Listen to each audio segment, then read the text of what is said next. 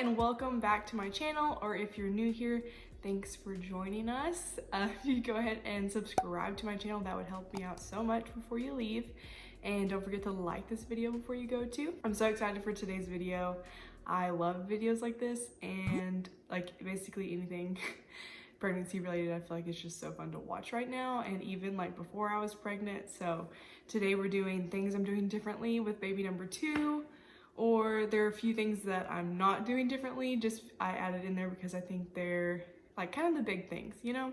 Before we get started in the video, I am currently pregnant with baby number 2. I have a baby boy named Asher, and I'm 28 weeks and in the 3rd trimester now.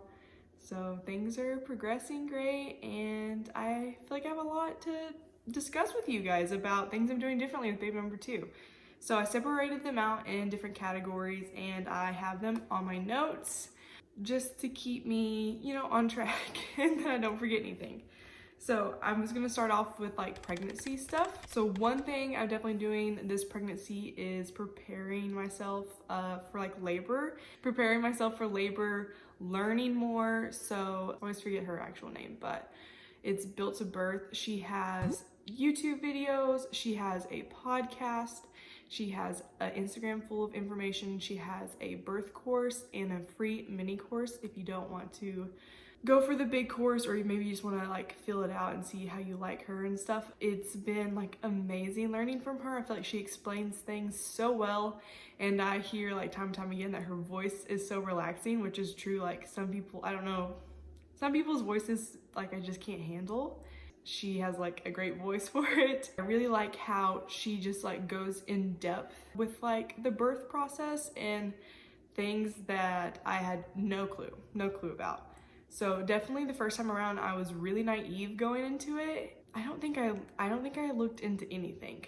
I feel like you hear a lot of like horror stories with birth, or I don't know. I think I didn't really want to hear different people's opinions and like be scared, which I already was like scared and fearful of birth. And so like my idea was like, let's just not look into it and I'll be okay.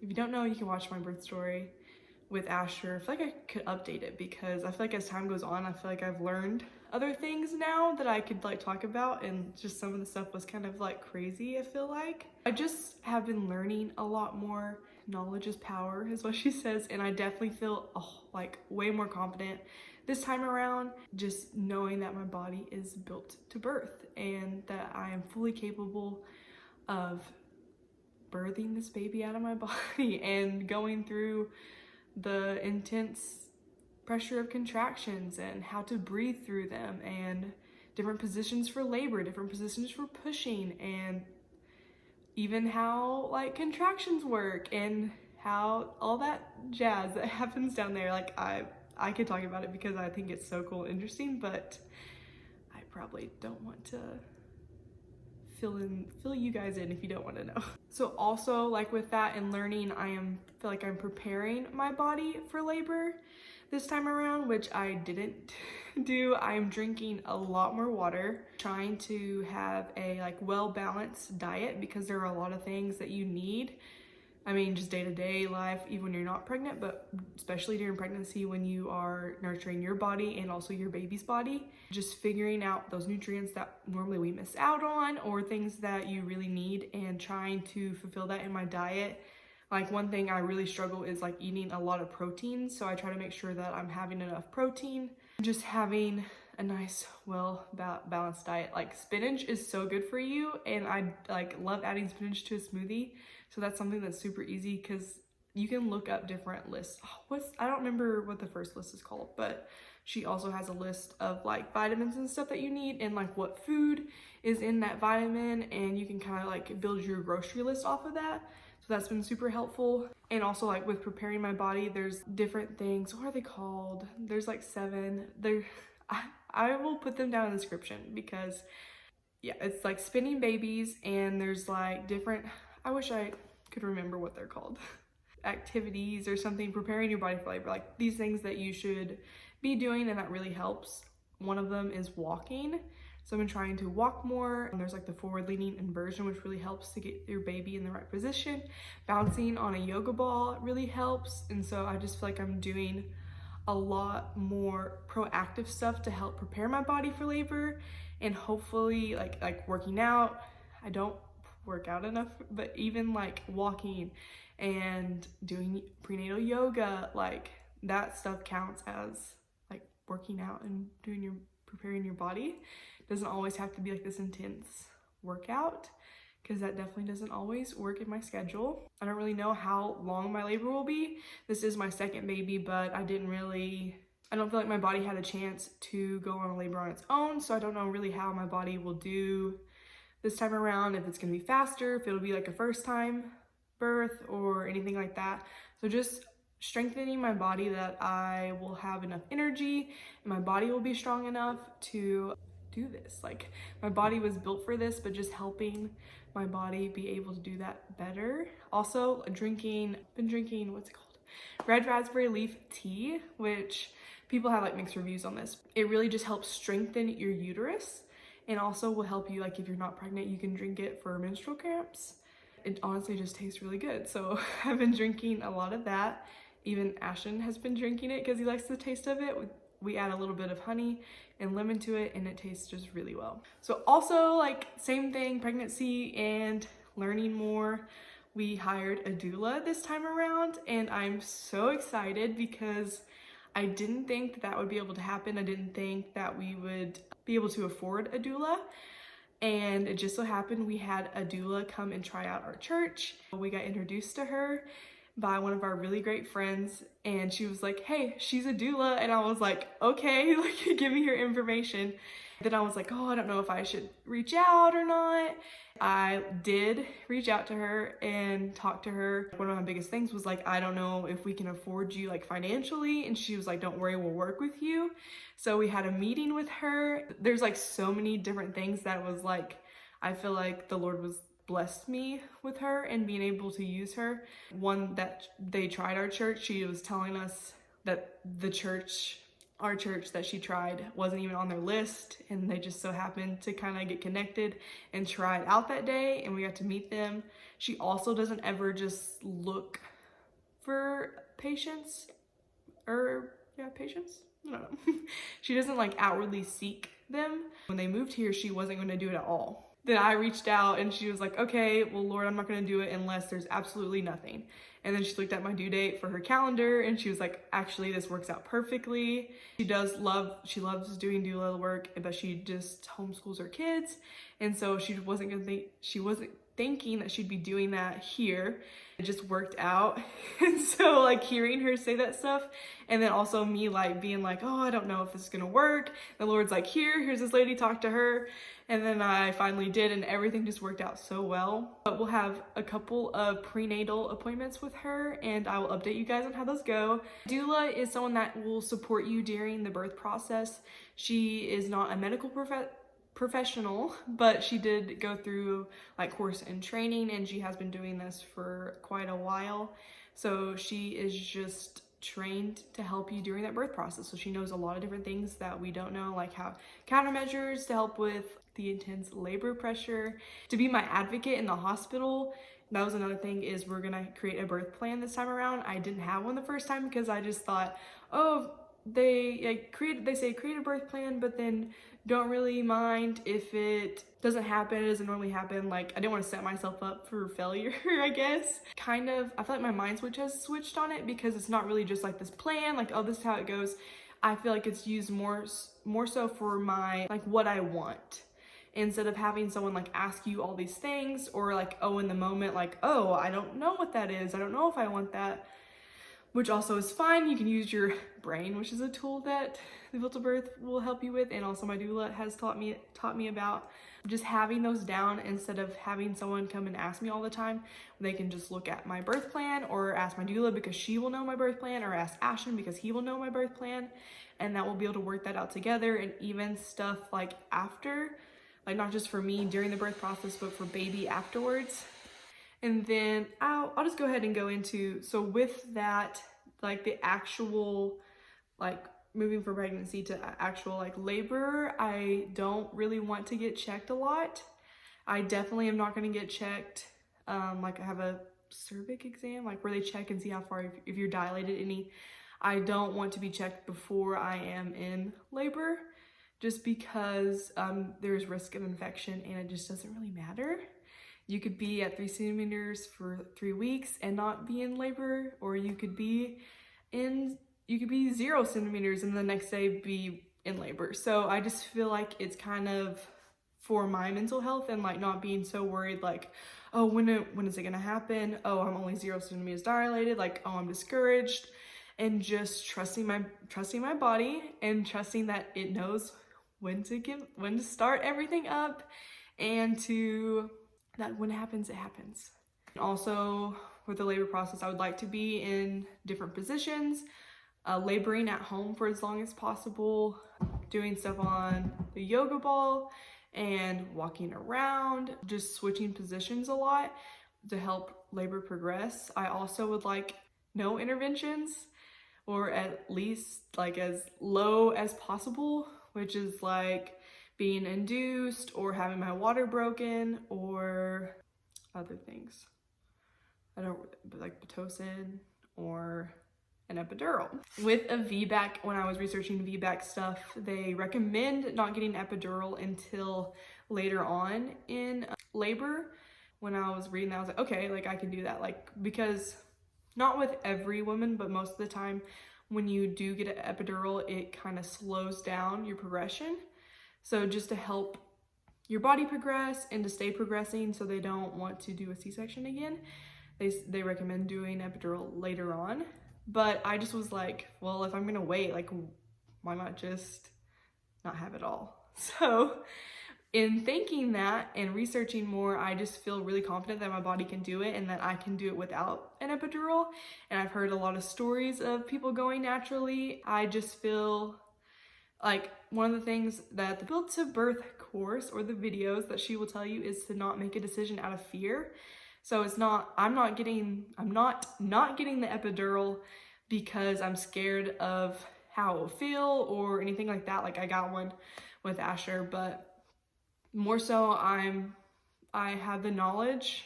I know that my body can do this without it, and I want to do it without it. And I'm also not getting the epidural because I fear that I can't do it without it. That's how it was the first time. Like I got the epidural just because I was like, oh, I can't do this. Like even in the beginning, I just was like, oh, I'm getting an epidural. Like, yeah, I didn't even like want to think about trying to do it naturally. I can't.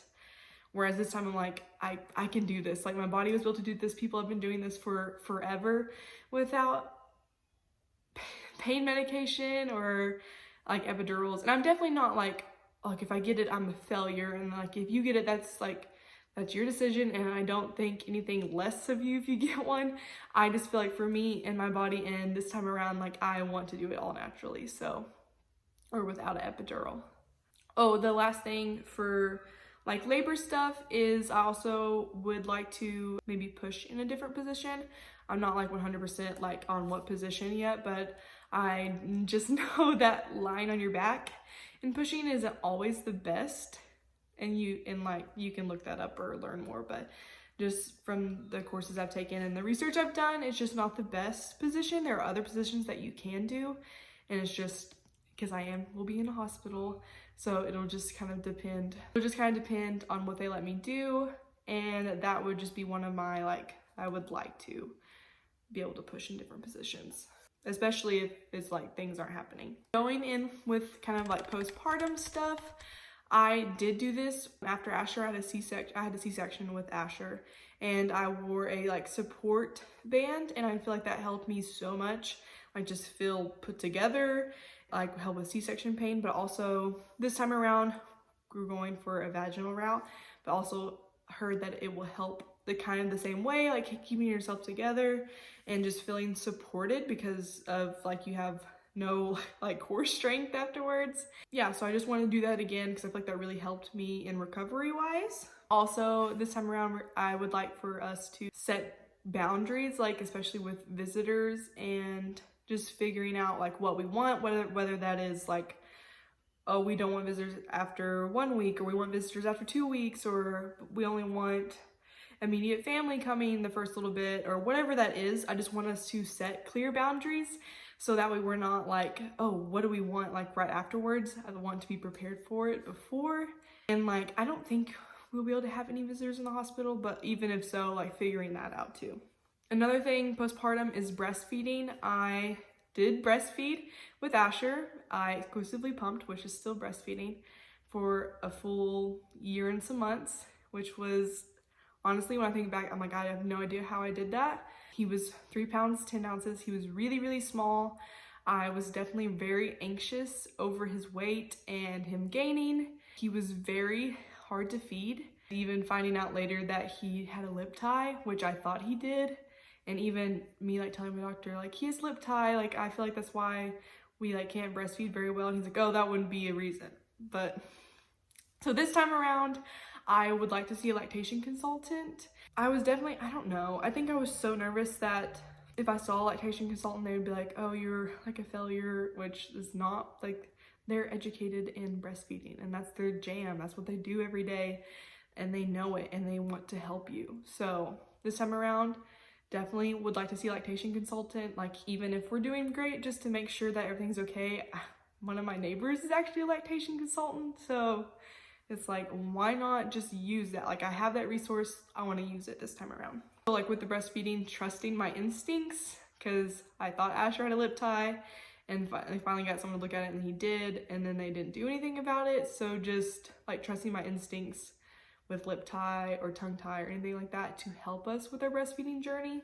Also postpartum and even pregnancy too, like I want to give myself more grace, which I feel like I have been better at this pregnancy, and just not like feeling bad about myself if I take a nap for the day. Or postpartum, I don't have to be doing stuff all day to be productive. I don't have to be cleaning the house 1 week after giving birth. Like, just giving myself grace in that area. Like, if I want to do that, that's cool, but just not feeling like pressured. And it's not by anyone, no outwardly, it's like inwardly I feel pressured. I pressure myself, and I need to be like, what's the word? I just need to be like doing this stuff, or I'm not being productive, or I'm not being a good wife or a good mom if I'm not doing this stuff, which is not true. So just giving myself more grace this time around. Okay, and then from the grace and that, even that kind of thing, moving on to like newborn stuff and baby stuff, is holding my baby more, cuddling and relaxing with my baby more, because I felt like, oh, I need to be, well, rewind. For a little, Asher was in the NICU for 40 days. So by the time he was home, he was a little over a month old. So I feel like a lot of our newborn time was kind of taken from us.